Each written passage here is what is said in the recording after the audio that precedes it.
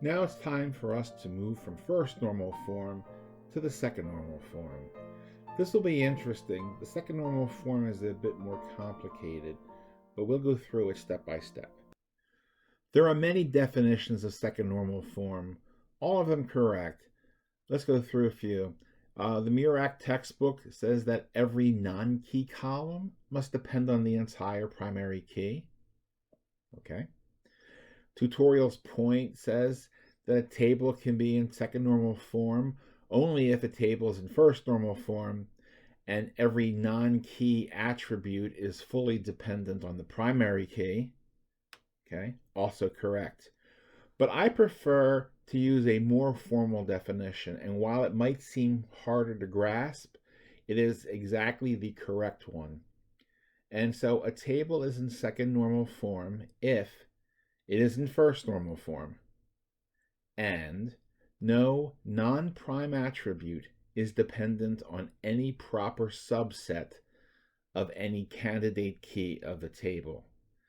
That may sound like the hardest definition compared to the first two, but it's a precise one. What we'll need to do, though, is we'll need to understand what non-prime attributes are, what we mean by a proper subset, and what candidate keys are. So we'll define these terms coming up. The definition of a proper subset comes to us from mathematics. So imagine we have a set Q that consists of the letters A, B, C, D, E. What are the subsets of set Q? Well, some of them are listed in the columns to the right. A, B, C, D, E, AB, AC, AD, etc. There are very many subsets of Q, including this last one. This last element, A, B, C, D, E, is actually equal to set Q, but it is a subset of set Q. However, it is not a proper subset. A proper subset cannot be equal to the set. In other words, a proper subset has to be at least one element smaller. So if we're listing the proper subsets of Q, we would not include this. Our next term to define is a candidate key. And a candidate key is the smallest possible representation of a superkey. But I guess now we have to define what a superkey is. So here goes. A superkey is a field or set of fields that uniquely identify a row in a table. So let's take a look at this table. This is a table of automobiles that are assigned to people. So we have Aaliyah Jones with her Nissan Sentra, Christian Hill with his Elantra. So we have to identify what the keys are for this table. One of the first keys you might identify would be the license plate number, but that has to be paired with the state because you could repeat the numbers in different states. So the combination of state and license plate number, that could be a key to identify a car uniquely. The other key that we might want to consider would be the vehicle identification number, or the VIN. This is a unique number that's assigned to every car. So that can also be a key of the table. So if we're a database designer, we have two choices for a primary key. But let's talk about what a superkey is. A superkey is a collection of fields that uniquely identify a row of a table. So clearly the VIN is a superkey. I mean, it identifies one vehicle. But also if I have the VIN, the make, and the model, well, that's also a superkey. If I have the VIN, the owner, and last name, that's also a superkey. See, superkeys are any combination that identify a row uniquely. There are quite a number of superkeys. Similarly, we have other superkeys. We have the state and the license plate. We said that would identify a row uniquely, but so would the state, the license plate, and the first name of the owner. Well, so would the state, the license plate, and the model. and so would the state, the license plate, the make, the model, and the owner's last name. In fact, we could really grab every single column of this table and call it a super key. But we're not interested in super keys, we're interested in candidate keys. And candidate keys are the smallest possible representation of a super key. So let's take a look. When I said that the VIN was a super key, if I look at the next key, the VIN, the make, and the model, do I need the make and the model? Absolutely not. That is not the smallest possible super key because essentially the make and the model are superfluous fields. I don't need them to identify a row uniquely. If I look at the next super key, the VIN and the owner last name, well, I don't need the owner last name if I have the VIN, so it's also a superfluous or not needed attribute. And same with the other super key, the VIN and the license plate. And I don't need the license plate number if I have the VIN, so I can get rid of that. On the other side of the list, you can see that if I have the state and the license plate, well, sure, that's going to be a key for my table.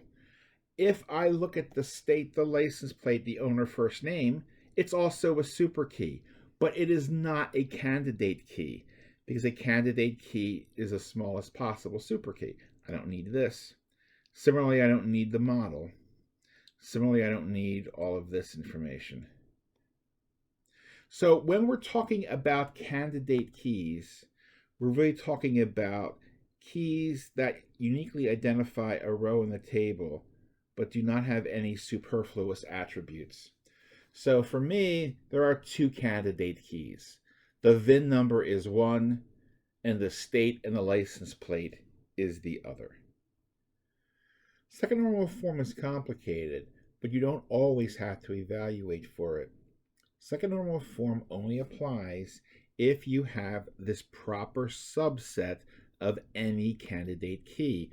So in some cases, you may not have any composite candidate keys. Take a look at this table. What are my possible candidate keys? Well, student ID sounds like a good candidate key. Social security number sounds like a good candidate key. The cell phone number is unique to a person, so that's a good candidate key. Are there any other possible candidate keys? First name, last name, and major, no, that's not enough to identify a person uniquely. You could have two Christian Hills with a CS major. So in this particular table, there's only simple keys, keys that consist of one field. Because these three keys are simple, they cannot have a proper subset, because the proper subset has to be smaller than the key itself. So these three keys are all candidate keys, but there can be no proper subsets, so the table is automatically in second normal form.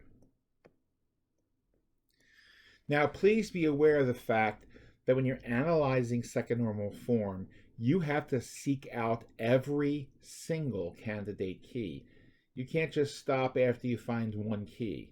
You've got to look at the data and come up with a list of every possible candidate key. But if none of those candidate keys have more than one field, you can automatically say you're in second normal form. So now let's turn to our very last definition. Thankfully, this is an easy one. A non-prime attribute. A non-prime attribute is an attribute that is not part of any candidate key of the table. And remember, you have to find every candidate key. So when we look at this system, we see that student ID could be a candidate key. That would be key number one. We also said that social security number could act as the candidate key. That could be key number two. And then we said that the cell phone number could be a candidate key, and that will be number three. Now, when we build our database, we're only going to pick one of these candidate keys, to be the primary key. But now we have identified the candidate keys for this table, and once we do that, we can very easily identify the non-prime attributes. These are the attributes that are not part of any candidate key. So that would be first name, last name, and major. These attributes right here, these have nothing to do with the candidate keys. So these are our three non-prime attributes. Now that we've gone through these definitions, the meaning of second normal form becomes clear. Second normal form is now defined as a table being in first normal form and no non-prime attribute is dependent on any proper subset of any candidate key of the table. In our next video, we'll try to practice 2NF and we'll look at some examples.